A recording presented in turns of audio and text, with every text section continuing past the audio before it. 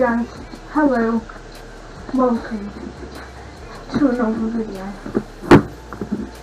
I'm a bit depressed, but I'm still making this video for you guys. So yeah.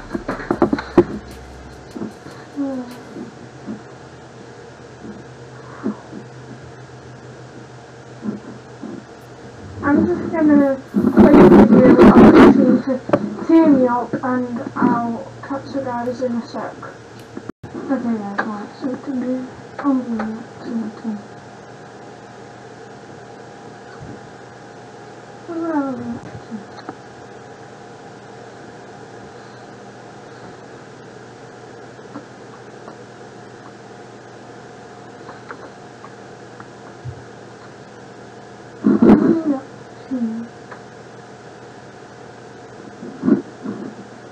Spider-Man is dead. So yeah, let's get into it.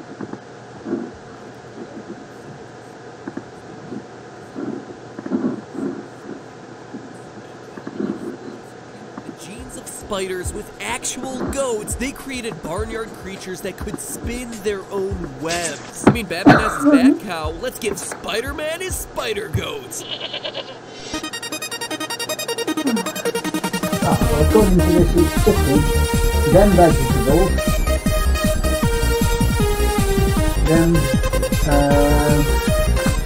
then bean soup, and finally noodles. First screaming goats, then fainting goats, and now spider goats? Seriously, sometimes truth is stranger than fiction. Hello, Internet! Well, that's according to Jamie Oliver, so shall we go with Jamie Oliver? This intro starts with a topic I have yet to cover in the 2 years of this channel's existence, simply because I was so confident that we'd actually get to covering it. And today, we're finally going to talk about radioactive Spider-Mans. Now, before we get into today's theory, let me just say, the new movie looks incredible. Though, of course, I can't say for certain, since, you know, I wasn't invited to the previews. Unlike literally every other movie YouTube channel out there. And also, Smosh Games, for some reason, who, I love you guys, but, and, I don't know, man, Mickey Mouse is just trying to grind my face into the dirt with his oversized, cartoonish yellow shoe. You suck, Matt! Anyway, enough about me and the chip on my shoulder about being one of the largest film channels on YouTube, but still not getting invited to events like that. Today, it is time to whip out your theory shooters, because get this, Peter Parker, your friendly neighborhood spider bro, yeah, well, he is without question totally dead.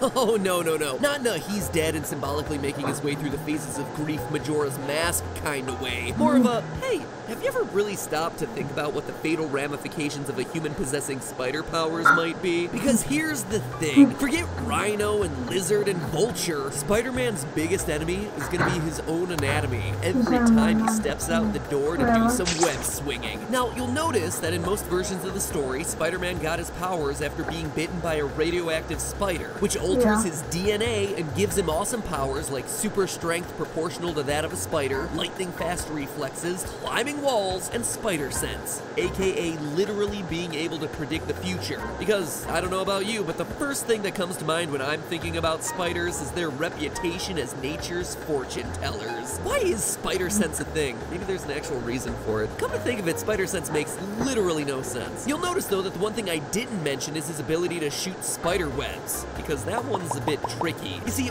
originally Spider-Man made the web shooters himself, but also sometimes in the comics he did get the ability to make spider webs inside of his own body, and then the movies gave him the power just right off the bat. So long story short, it's complicated. Alright, but it gets even more awkwardly complicated when you consider that the male spider's web shooter shares space with their reproductive ducts. Ugh.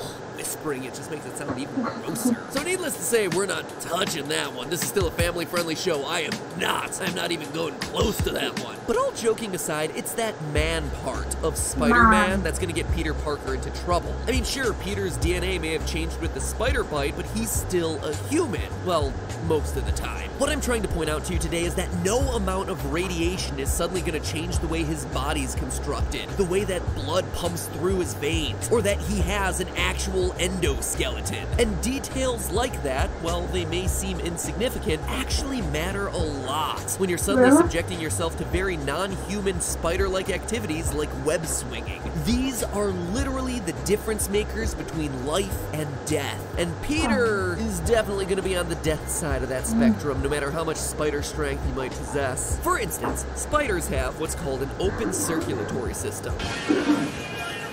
Yeah, that opening for the 90s cartoon was so rad and so scientifically inaccurate because spiders don't actually have blood, radioactive or otherwise. You see, a spider's open circulatory system consists of a big old muscle sac of a heart filled with what's known as hemolymph, basically the fancy word for bug blood. In retrospect, I guess hemolymph, radioactive hemolymph wouldn't have been as big of a hit with the kiddies. Anyway, inside the spider's body, the heart contracts to put pressure on the hemolymph, which pushes it out to fill large sacs around all the essential organs. And that, ladies and gentlemen, is how oxygen gets to all the important parts of a spider's body. The hemolymph is kind of free to flow wherever it wants to until the heart summons it back, cleans out the wastes, and then pushes it back into the sacs again. Humans, by contrast, have a closed circulatory system, where the blood is trapped inside one continuous loop, running through arteries and veins as it flows from the lungs to the heart and around the body. It's a great system that works really well until you start having to deal with G-forces. You see, when trapped in a closed circulatory system, G-forces can actually pull blood down and away from the organs they need to go to. Places like, say, the brain, where a second or two without oxygen and whammo, you have passed out. And guess who's feeling a bunch of extra G-forces literally all the time? Good old Peter Parker, our friendly neighborhood Spider-Man, as he web swings his way through the city. Just how many G's? Let's talk about that. You know how when you spin a bucket of water around, the water stays in the bottom of the bucket and doesn't fall out when it's upside down? Well, that happens because of centripetal force, the force that acts on anything moving in a circular path, and that force is directed towards the center of the circle. But now, replace the bucket with Peter's body and the water with Peter's blood. So I ran the calculations and found that every time Spider-Man swings through the city, he's experiencing, at minimum, 3 G's of force as his body bottoms out of the arc of his swing, sending blood rushing out of his brain and down to his feet. Spiders, when they swing on webs, don't have the same problem because of their open circulatory system. They can just contract their heart more to force the hemolymph to spread around their body more evenly. But a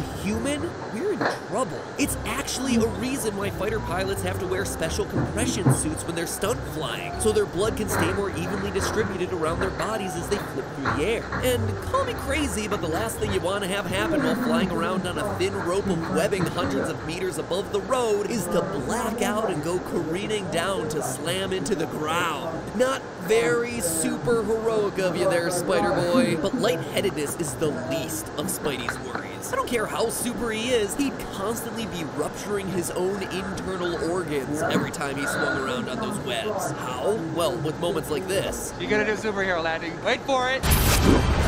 Woo! Superhero landing!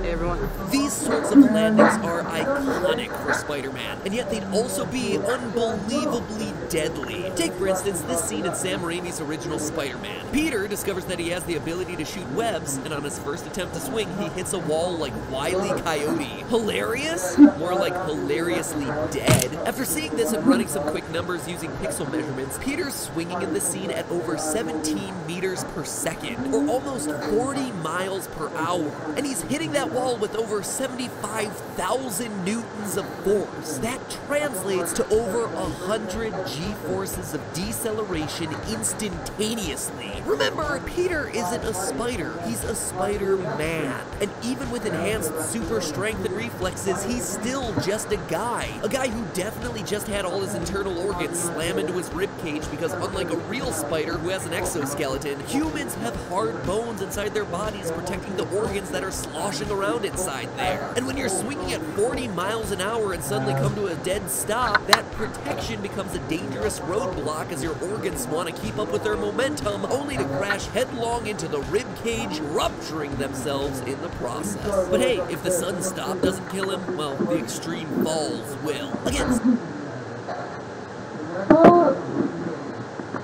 I know this video was a long time ago, what I'm reacting to, but if Spider-Man doesn't have then he's going to kill himself, isn't he? Put in the comment section if he is, because I think he is.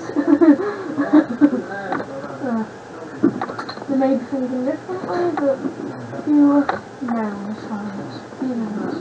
No one knows. So yeah.